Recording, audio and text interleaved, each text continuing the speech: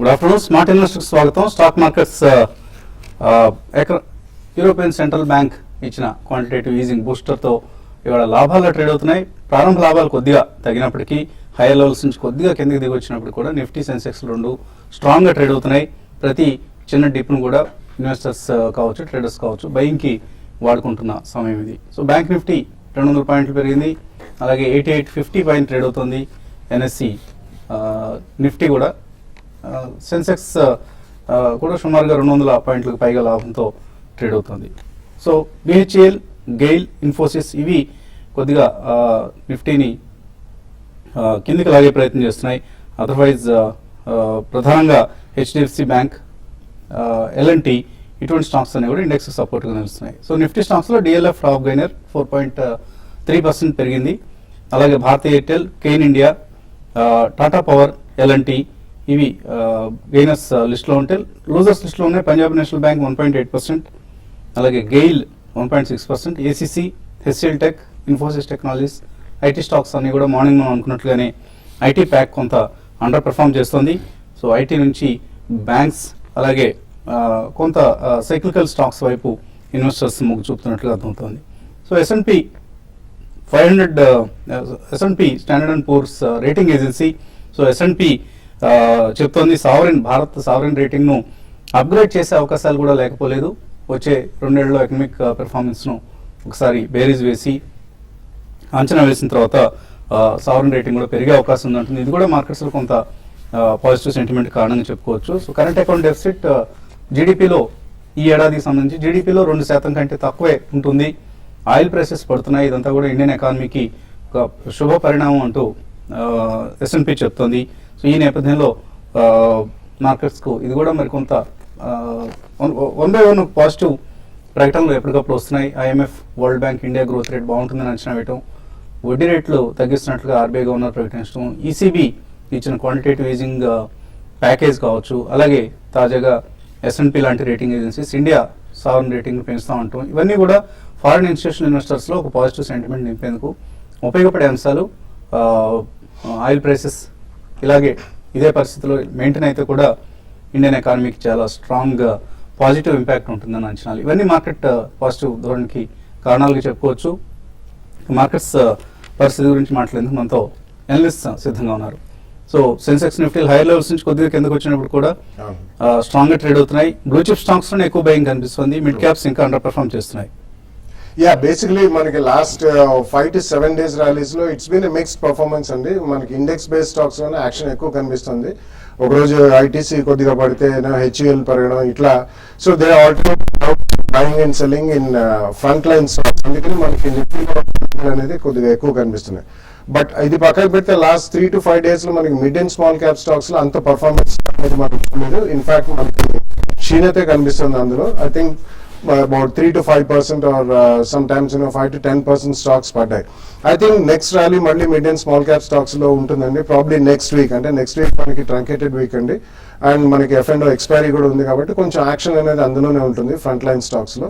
Probably next week లో చూసి mid and small cap stocks will call for a buy అండి. కొంచెం dips లో మనకి డెఫినెట్లీ ఫస్ట్ ప్రైస్ పాయింట్లు ఇక్కడ కూడా కొనాలి. ఎందుకంటే నెక్స్ట్ మంత్ కూడా మనకి చాలా యాక్షన్ ప్యాక్డ్ మంత్ ఉంటుంది. ఢిల్లీ ఎలక్షన్స్ ఉన్నాయి, February 3rd నాడు ఆర్బీఐ మీట్ ఉంది, తర్వాత బడ్జెట్ ఉంది. సో ఇవన్నీ కూడా February happens to be a very eventful month. కాబట్టి సస్టైన్డ్ ఇంట్రెస్ట్ మాత్రం తప్పకుండా ఉంటుందండి మార్కెట్లో. సో ఈ అవకాశం వాడుకుని తప్పకుండా మనం గతంలో ఎంచుకున్న స్టాక్స్ రడార్ మీద పెట్టుకుని ఫస్ట్ ప్రైస్ పాయింట్లో next week or first week off ఫిబ్రవరిలో మనకి ఎప్పుడైతే ప్రైస్ కొద్దిగా డిస్కవరీ అవుతుందో అక్కడ తప్పకుండా కొనుగోలు చేయాలి. ఎవ్రీథింగ్ ఈజ్ పాజిటివ్ అండి, నథింగ్ నెగిటివ్.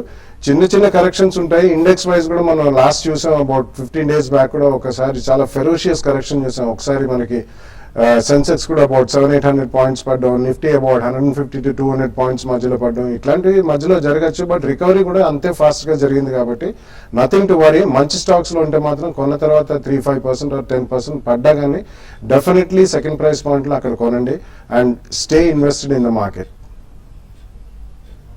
సో టెక్నికల్ గా 8850 పైన నిఫ్టీ నిలదొక్కలేకపోయింది, కొద్దిగా కిందకు వచ్చింది. ఆ లెవెల్ కూడా క్రాస్ చేసే ఛాన్సెస్ ఎంతవరకు ఉన్నాయి? ఈ రోజు మనం మార్కెట్ కనుక చూస్తే గ్యాప్ అప్ ఓపెనింగ్ చూసామండి. నిన్నటి హై ఏదైతే 87.74 ఉందో మనం ఈరోజు ఓపెనింగ్ 8860 అంటే ఆల్మోస్ట్ మనం ఒక 80-90 పాయింట్స్ అప్ ఓపెన్ అవుతుంది చూసాం.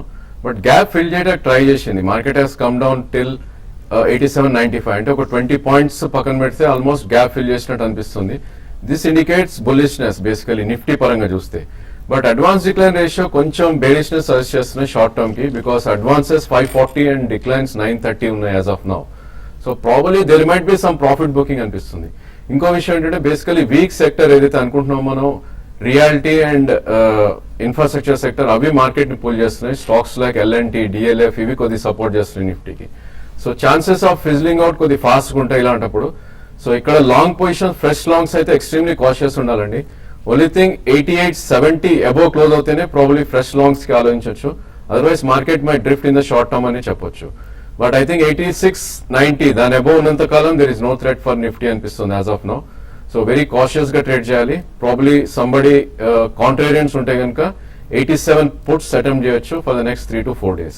అదేవిధంగా బ్యాంక్ నిఫ్టీ కూడా మనం 20,200 నిలదొక్కుపోవటం చూసాం మార్కెట్ లో. సో ప్రాబబ్లీ ఇక్కడ నుంచి కూడా కొద్దిగా రెసిస్టెన్స్ కనిపిస్తుంది.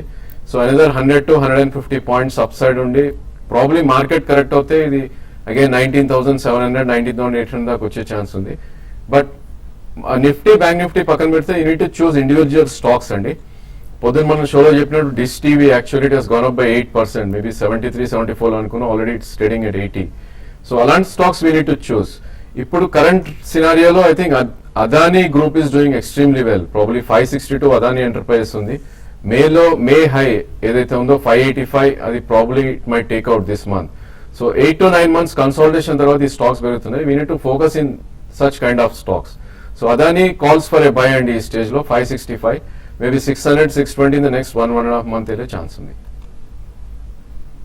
సో యూరోపియన్ మార్కెట్స్ కూడా స్ట్రాంగ్ గా ట్రేడ్ అవుతున్నాయి. ఫుడ్సీ కావచ్చు, క్యాక్, డాక్స్ ఇటువంటి ఇండిసెస్ అన్ని 0.5 to 0.8% లాభంతో ట్రేడ్ అవుతున్నాయి. సో ఈసీబీ క్వాంటిటేటివ్ ఈజింగ్ ఇచ్చిన స్ఫూర్తితో కాలర్స్ లైన్ ఉన్నారు. న్యూజిలాండ్ నుంచి Sai Prasad first caller. Hello, నమస్కారం అండి సార్. నమస్తే, అడగండి. 3 ఇన్పుట్ ఎక్కువ జేపీ అసోసియేషన్ స్విట్జర్లాండ్ కొన్నానండి. జేపీ ఏమో 32 రూపాయలు. ఓకే, జేపీ ఏమో 32 రూపాయలు. మీరు స్పెక్యులేటరా, స్విట్జర్లాండ్ 20 రూపాయలు. నో, ఇవన్నీ కొన్నానండి. 3 ఇన్పుట్ ఎక్కువ కూడా 9 రూపాయలు కొన్నానండి. అంటే ఇవన్నీ ఏంటి, స్పెక్యులేషన్ కోసం కొన్నారా మీరు? స్పెక్యులేషన్ కోసం కొన్నానండి. స్పెక్యులేషన్ కోసం కొన్నప్పుడు చాలా రిస్క్ ఉంటుంది ఇట్లాంటి స్టాక్స్లో. అంశాన్ని అర్థం చేసుకొని కొనుక్కోవాలండి. బాగా తగ్గినా కూడా పర్లేదు, తగ్గిపోయినా కూడా అన్న భరోసా ఉంటేనే తీసుకోవాలి. అదర్వైజ్ ఇటువంటి స్టాక్స్ దూరంగా ఉండాలి. ఏమైనా పెరుగుతాయి జేపీఎస్ స్టేట్స్ 32 రూపాయలు, 3 Info 9 రూపీస్ వస్తాయి. ఆల్ ద స్టాక్స్ మీరు చెప్పిన 3 below 20-day moving average trade అవుతున్నాయండి. వీకెస్ట్ స్టాక్స్ మీరు ఎంచుకున్నాయి. ప్రాబబ్లీ మార్కెట్ కనుక new life time high maybe 9,000 ఆ టైంలో ప్రాబబ్లీ ఐ థింక్ మనం 27.5 నుంచి 30 మధ్యలోకి వచ్చే ఛాన్స్ ఉంది జేపీ. అక్కడ ఎగ్జిట్ అవుట్ ట్రై చేయండి. అదేవిధంగా Suzlon I don't think it will come up fast అండి. ఆల్రెడీ మొన్న 200-day మూవింగ్ యావరేజ్ టెస్ట్ చేసి 1860 దగ్గర మళ్ళీ కరెక్ట్ అవడం చూస్తున్నాం. So I think Suzlon and 3i calls for exit immediately. So in fact asset sale వార్త వచ్చిన తర్వాత సుజలాన్ మరింత వీక్ అయింది, స్ట్రెంగ్ కావాల్సింది పోయి. సో కంపెనీ పట్ల ఎటువంటి నమ్మకం కలగట్లేదు ఇన్వెస్టర్స్ కన్నా అంశం దీన్ని బట్టి అర్థమవుతుంది. వీటన్నిటినీ కూడా ఎగ్జిట్ అయిపోయిన ర్యాలీస్లో. బెంగళూరు నుంచి నాయుడు. హలో, హలో, అడగండి. Hello sir, good afternoon sir. Good afternoon, అడగండి. సార్ నా దగ్గర క్యామ్లిన్ ఫ్యాన్స్ హ్యాండిల్స్ చేస్తున్నా సార్. నేను ప్రాఫిట్ ఉన్నాను సార్, 40% ప్రాఫిట్ లో. అది ఇప్పుడు బుక్ చేసుకోవాలా లేదంటే ఫర్దర్ గా డిక్లైన్ వస్తే మళ్ళీ యాడ్ చేసుకోవచ్చా సార్? అది క్యామ్లిన్ ఫైనాన్స్ లాభం ఉన్నారట, లాభం బుక్ చేసుకోవచ్చా? మనం గతంలో చాలా సార్లు చెప్పామండి. ఆల్మోస్ట్ అది లాస్ట్ 10-15 days నుంచి చాలా స్ట్రాంగ్ ఉంది. About 2 days back almost life time high 98-100 rupees touch and go కూడా వచ్చింది.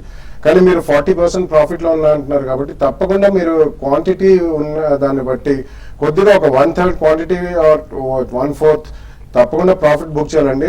అప్పుడు బుక్ చేస్తేనే మళ్ళీ పడితే మీరు అడిగిన క్వశ్చన్ కి అదే సమాధానం, మళ్ళీ అక్కడ కొనుక్కోవచ్చు. కానీ పడితే ఇంకా యావరేజ్ చేయాలా, గతంలో కొన్న ఉంచుకుని మీరు ట్రెండింగ్ చేస్తున్నారండి, అప్ సైడ్ లో కొంటున్నారు.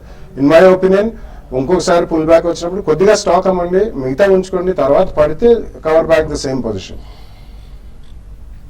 మరిన్ని కాల్స్ తీసుకోబోయే ముందు కాసేపు ప్రకటనలు.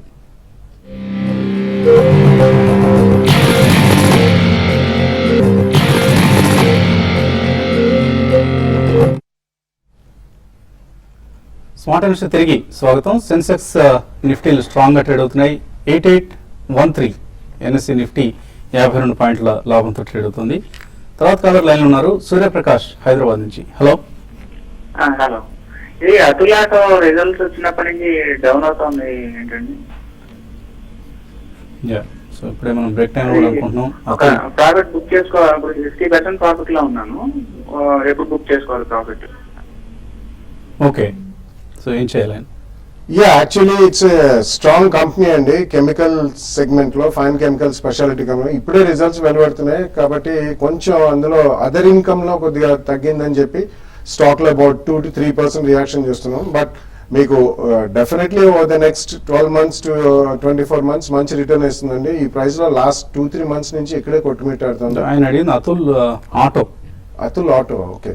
Atul Auto is a very strong company అండి. I think definitely you should retain the stock. ఎందుకంటే వాళ్ళు ఒక వన్ ఆఫ్ ద సబ్సిడరీస్, వాళ్ళు they are one of the good producers of 3-wheelers అండి, ఆటోస్. అండ్ రీసెంట్లీ ఒక సబ్సిడరీ కూడా ఇందులో విలీనం చేయాలని చెప్పి వాళ్ళే స్టేట్మెంట్ ఇచ్చారు. సో గోయింగ్ ఫార్వర్డ్ డెఫినెట్లీ అది స్ట్రాంగర్ స్టాక్ అవుతుంది. అండ్ లాస్ట్ 1 year లో ఆల్మోస్ట్ 3-4 bagger అయినా కానీ it's strong stock. You should hold on to it. Murthy Vijayawada నుంచి తర్వాత కాలర్. హలో. నమస్కారం అండి వసంత్ గారు. నమస్తే అడగండి. నా దగ్గర ఆర్ఈసి 290లోను, అలాగే డార్బిన్ ఆఫ్సర్ 156లోను ఉన్నాయండి, చెరువు ఉందండి. వీటిని లాంగ్ టర్మ్ కోసం అద్భుతపోతే లేకపోతే అయిపోయినప్పుడు అమ్మేసేయమంటారా? ఆర్ఈసి 2 ఉన్నారు. డార్బిన్ ఆఫ్సర్ అండి. Dolphin of sure. Okay okay. REC is a trading stock అండి. Probably you need to trade the stock. అది దాని రేంజ్ ఇస్ అబౌట్ 350 to 290 అని చెప్పొచ్చు. సో 350 వచ్చినప్పుడు యూ నీడ్ టు సెల్ అండి. లాంగ్ టర్మ్ మీరు హోల్డ్ చేస్తే కనుక ప్రాబ్లీ అప్ డౌన్ ఉండి ప్రాబ్లీ అదే ప్రైస్ ఉండొచ్చు నెక్స్ట్ 1 to 1.5 year లో. Dolphin of sure is not a good idea probably. I think ఇది కొంచెం పుల్ బ్యాక్ వస్తే ఎగ్జిట్ అవటానికి ట్రై చేయండి. స్టాక్ 98 నుంచి ఆల్మోస్ట్ 237కి వెళ్ళి ఒక కరెక్షన్ మోడ్ లో ఉంది 154. సో ప్రాబ్లీ 172 and 185 దగ్గర రెసిస్టెన్స్ రావచ్చు. ఇది ఎగ్జిట్ అవటానికి ట్రై చేయండి. తణుకు నుంచి వంశీ లైన్ లో ఉన్నారు. హలో. గుడ్ మార్నింగ్ వసంత్ గారు. గుడ్ మార్నింగ్ బాలా గారు. నా దగ్గర Jammu Kashmir bank, Karur Vysya bank, Canara bank ఉన్నాయి సార్, 3. అలాగే గోడ్ఫ్రీ ఫిలిప్స్ కూడా ఉన్నాయి. జమ్మూ కాశ్మీర్ ఒక 5% ప్రాఫిట్ లో ఉన్నాను సార్. కరూర్ వైశ్య బ్యాంక్ ఒక 20% ప్రాఫిట్ లో ఉన్నా. గోడ్ఫ్రీ ఫిలిప్స్ మటుకు ఒక 30% లాస్ లో ఉన్నాను సార్. కెనరా బ్యాంక్ లో కూడా ప్రాఫిట్ లో ఉన్నాను సార్. ఈ షేర్స్ గురించి కొద్దిగా మీ ఐడియా కావాలి సార్. బ్యాంకింగ్ స్టాక్స్ ఉంచండి definitely. Jammu and Kashmir bank చాలా strong consolidation last 6 to 8 months కానీ అక్కడ ఫ్లడ్స్ వచ్చినప్పటి నుంచి అది ఒక ప్రైస్ పాయింట్ వచ్చి స్ట్రాంగ్ ఉంది. It's a very strong bank. So మీ దగ్గర ఉన్న Karur Vysya, Canara Bank, J&K Bank 3 కూడా ఉంచండి. గాడ్ఫ్రే ఫిలిప్స్ ఇది చాలా ఇల్లిక్విడ్ కౌంటర్ అండి, అండ్ ఎస్పెషల్లీ టొబాకోతో సంబంధించింది కాబట్టి అందులో మొన్న ఈ సెంట్రల్ గవర్నమెంట్ స్టేట్మెంట్ వచ్చిన తర్వాత there are very high volatility in the stock. But overall గా it's a very strong company అండి. కాబట్టి మీకు లిక్విడిటీ పరంగా చాలా పూర్ లిక్విడిటీ. నెక్స్ట్ టైం అది జంప్ వచ్చినప్పుడు మీరు అమ్మదు, కానీ ప్రస్తుతం అది కూడా ఉంచమని చెప్తానండి. ఖమ్మం నుంచి శ్రీనివాస్ తర్వాత కాలర్. హలో. నేను నిఫ్టీ 8850 దగ్గర పుట్ ఒకటి తీసుకున్నామండి, 76 దగ్గర. దాన్ని ఏం చేయాలి? ఇంకోటి సింటెక్స్ అండి. సింటెక్స్ నాకు యావరేజ్ ప్రైస్ 96 లో ఉందండి. ప్రాఫిట్ బుక్ చేసుకోవచ్చా, ఇంకా వెయిట్ చేయొచ్చు? ఈసారి చాలా మంది పుట్ ఆప్షన్స్ కొని ఇరుక్కుపోయి ఉన్నారు. ఏం చేయాలి? ఆయన పైగా 8500 పుట్ అట. ప్రాబ్లీ ఈ టైంలో చేసేది ఏం లేదండి. నెక్స్ట్ 3 days లో ఎక్స్పైరీ ఉంది. సో ఇప్పుడు మీరు అమ్మినా కూడా you don't get much. Only thing you to take a chance అనమాట. నెక్స్ట్ 3-4 days లో కరెక్ట్ అవుతే ఐ థింక్ 8690 బిలో వస్తే కనుక ఒకసారి కవర్ చేసేయండి పుట్ ఆప్షన్. అదేవిధంగా సింటెక్స్ కూడా ఒక మంచి బ్రేక్అవుట్ రావడం చూసాం. లాస్ట్ 3 to 4 months లో కన్సాలిడేషన్ చాలా బాగా అనిపిస్తుంది చార్ట్స్ ప్రకారం. అండ్ 7 months హైలో ఏదైతే ఉందో అది ట్రేడ్ అవుతుంది. 105 ఏదైతే ఉందో బ్రీచ్ అవడం కూడా విషయం. సో నెక్స్ట్ టార్గెట్ అది ప్రాబ్లీ 118 and 137. ఈ 2 టార్గెట్స్ పెట్టుకొని you can hold. But trader అయితే కనుక మీరు 94 స్టాప్ లాస్ పెట్టుకోవడం it's a better idea. Last caller Vijayawada నుంచి కృష్ణ. హలో. నమస్తే అండి. నమస్తే అడగండి. బాలా గారికి అండి క్వశ్చన్. జేబీఎం మాట నీలకమల్లో ఉంచండి. మీరు ఏ ప్రైస్ పాయింట్ లో కొన్నారండి? జేబీఎం మాట వచ్చి 230 అండి. ఓకే.